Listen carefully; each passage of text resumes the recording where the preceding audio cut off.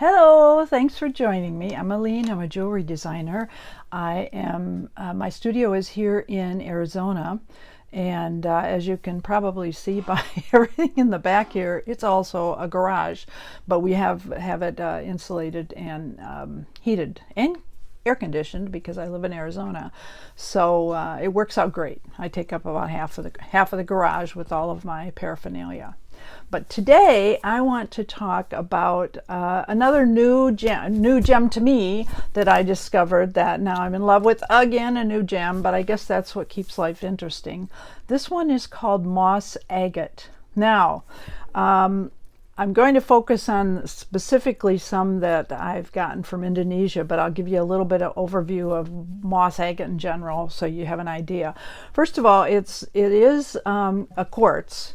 But it's not technically an agate. It's because agates have more of the, what do I want to say? They have more of the patterns in them, and these don't. But the name stuck for a long time, so they call it moss agate. It is from the quartz family and the chalcedony family, which is where agate is from. So technically it's all part of the same batch, I guess. It's known for, I'm going to show you a green one here.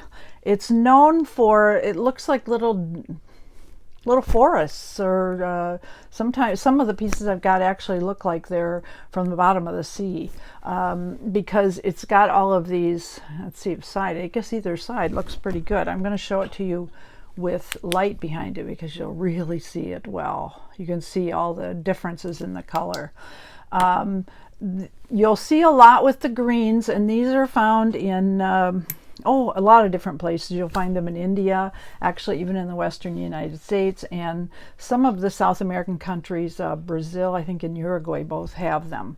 However, the newer ones that I have discovered, I didn't find them because I know they've existed for a long time, are from Indonesia. And what makes the Indonesian ones different is because of their climate and the volcanic activity that happens there pretty consistently.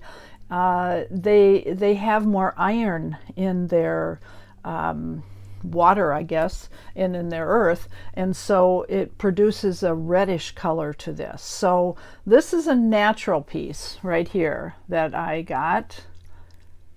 It's what they call a specimen or a slab. The back of it's just the basic, but this has been shined for the front so you can see.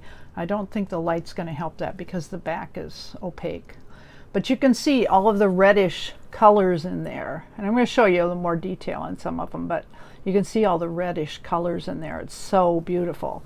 Now I'm going to show you one of the deeper colored ones. This is where when I first started falling in love with them. This one is almost completely red. Now when you put the light behind it, woo, the light's actually too bright, isn't it? But you can see all of the colors there. I mean, they're just so beautiful. And these are, as I say, specifically from Indonesia because of that reddish color. So I'm going to show you a few, see if there's anything else I need to tell you here. Oh, by the way, the Indonesian reddish colors are more valuable, partly because you can only find them in one location. So I'm going to take this down and show you a couple of pieces first. So here we go. Okay, that's not too bad. Now these are a couple of pieces that I've finished. This one, as you can see, is a pendant, and this is I've done in the beautiful reddish color. Now what I do, one of the signatures of my pieces is that I try to finish the backing as well. As you can see the pattern on the back. Not that anybody else sees it but you when you're wearing it, but I just think it adds so much to the class. So that's that. I'm going to show you some earrings that I just finished too. And again, this shows off the reddish color, but it also shows the the clear, like this is coming from, well, I'd say that's a piece of earth, I think it looks like. Now again, for my earrings, a lot of them I'm designing with it, if you can see here, cut out towards the bottom there. I think it just gives it a little more pizzazz. So that's just me. It's one of the new designs. And again, the backing. Well, see, now that I've said that, this backing doesn't have any design on it. But most of them are doing that as much as I'm able to do. I also want to show you, this is what I wanted to show you right here. Let's see if we can get a good look at this. See, it looks, to me, this looks like you're in the bottom of the ocean. I want to see what happens when I put the light behind it. Woo! Yeah, the light is almost too much, isn't it? But you can see the different colors in there. It's got the reds, but it's also got all the greens. And every single piece is going to be different. Now, I'm going to show you just kind of an overview here so you can see. This one, again, it's got, I just think of bottom of the ocean with these, a lot of these.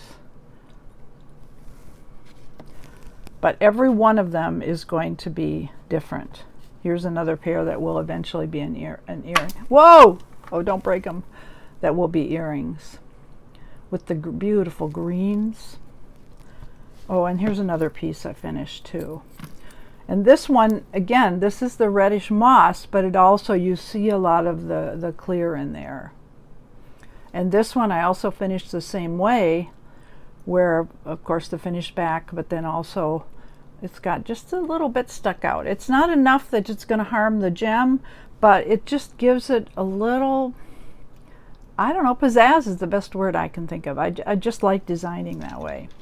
So I think you can see all of the different varieties here. Of course, you will see the greens as well. This one is from India, right here. And they're beautiful too. I just am drawn to the reddish colors, I think, and the ones that look like they came right out of the bottom of the ocean. So I will be designing with these a lot in the next several months. This is the end of the year here in 2022, and that's one of my goals, is next year to focus on a couple of the Indonesian gemstones that I have been accumulating, I guess is a lack of a better word. So, oh, I should tell you too that what it's known for is a healing stone. It's said that when you're wearing it, it's helping you to heal. Now that can be emotional, or it can be physical as well. It's also good for balance. So tranquility. Oh my goodness, could I use some tranquility today? Anyway, this gives you an overview, and if you'd like to like the video, it's down below here. You can follow me up here, I think is what you do, and there will be new videos that you'll see up here. I'll be posting as I get a little more involved. I'd like to do more videos, but I spend too much time actually creating the jewelry, and the videos seem to take a back seat. So bear with me. I do plan to do quite a few more, and thank you so much for joining me.